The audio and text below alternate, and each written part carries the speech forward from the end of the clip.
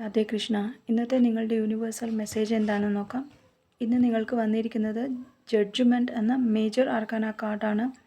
അതായത് ഒരുപക്ഷെ ഇപ്പോൾ നിങ്ങളുടെ ജീവിതത്തിൽ ഒരു ആത്മീയ ഉണർവിൻ്റെ സമയമാണ് എന്നാണ് യൂണിവേഴ്സ് നിങ്ങളോട് പറയുന്നത്.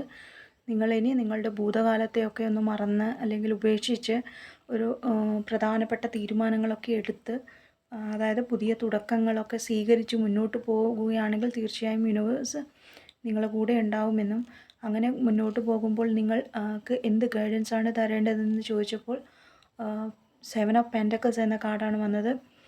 അതായത് നിങ്ങളിങ്ങനെ ജീവിതത്തിൽ മുന്നോട്ട് പോകുമ്പോൾ നിങ്ങളുടെ ജീവിതത്തിൽ പുരോഗതി, നിങ്ങളുടെ ജീവിതത്തിൽ ഏത് മേഖലയിലാണോ ആ മേഖലയിലുള്ള പുരോഗതികൾ വിലയിരുത്താനും കൂടുതൽ ശ്രദ്ധിച്ച് പ്രയത്നിച്ച് മുന്നോട്ട് പോവുകയാണെങ്കിൽ സക്സസ് ഉണ്ടാവുമെന്നും അതിന് നിങ്ങൾ ഒരു പക്ഷേ അങ്ങനെ ഉണ്ടാകുന്ന റിസൾട്ട് ചിലപ്പോൾ മന്ദഗതിയിലായിരിക്കുമെന്നുള്ള ഓർമ്മിപ്പിക്കലാണ് ഈ കാർഡിലൂടെ യൂണിവേഴ്സ് നിങ്ങൾക്ക് തരുന്നത്. അങ്ങനെ മുന്നോട്ട് പോകുമ്പോൾ നിങ്ങൾക്ക് എന്ത് ആക്ഷൻ അല്ലെങ്കിൽ എന്ത് ശ്രദ്ധിക്കണമെന്ന് ചോദിച്ചപ്പോൾ വന്നിരിക്കുന്നത് നിങ്ങളുടെ ജോലിയിലോ കരിയറിലോ ബിസിനസ്സിലോ ഒക്കെ പാർട്ട്ണർഷിപ്പ് എന്നിവയിലൊക്കെ വളരെ ശ്രദ്ധിക്കണമെന്ന് പറയുന്നുണ്ട്.